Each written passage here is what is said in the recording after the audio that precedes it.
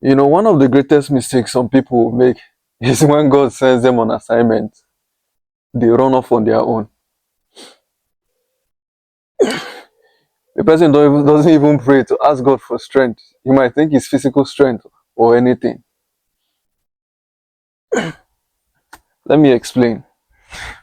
Remember when God sent Moses on an assignment to go to Pharaoh? What did Moses do? Moses had that constant communication with God. He will ask God, what will I do? God will tell him this one. Give him a particular strategy. Tell him what to do. Tell him on what miracle to take. He kept that constant communication. He had that communion with God. And at some point, even when it seems like Pharaoh was not, budging, God still told him to continue. So one thing is that he kept that constant communication.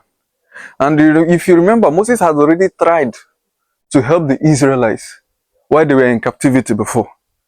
And when he tried it on his own, he even ended up ending the life of one Egyptian. But still, it wasn't even enough. He couldn't do it on his own. But when God came in, there was that communication, there was that help. Even God gave him tools. What I mean by tools now in context is more of the miracles, what to do, the powers from God he was supposed to show to Pharaoh. And each time he did that, they were one step from receiving the freedom of the Israelites. Okay, let me show you another place. This is in Luke chapter 22 from verse 42 to 43. This was the saying of Jesus. Verse 42, it says, Father, if thou be willing, remove this cup from me. Nevertheless, not my will, but thine will be done.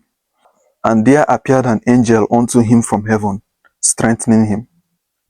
So, what you should understand, this is the words of Jesus. This was at the Garden of Gethsemane. Jesus saw what he was going to pass through. He saw the level of pain, the agony, the suffering he was going to go through from that night. He prayed to God. He prayed. At the point of as human, it would be as if he's giving up, because he said, if it is my will, let this cup pass over me. But let this still, let me not be able to move on with this mission. In conclusion, he now said, Father, let thy will be done. And when he said that, an angel came and strengthened him. In the account of Matthew, it will say Jesus made this prayer 3 times because he saw the velocity. If Jesus can make this prayer, what do you think you are supposed to do when God sends you on an assignment? You don't just run off on your own. There is need. Because the fact that God sent you on an assignment does not mean that you're not going to meet obstacles.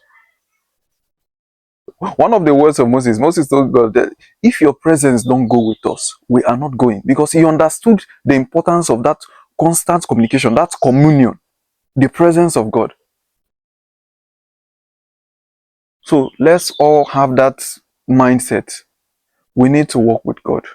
We even need him more when he even sends us on an assignment. Let's walk with God. And as we do that, may we be blessed in Jesus' name.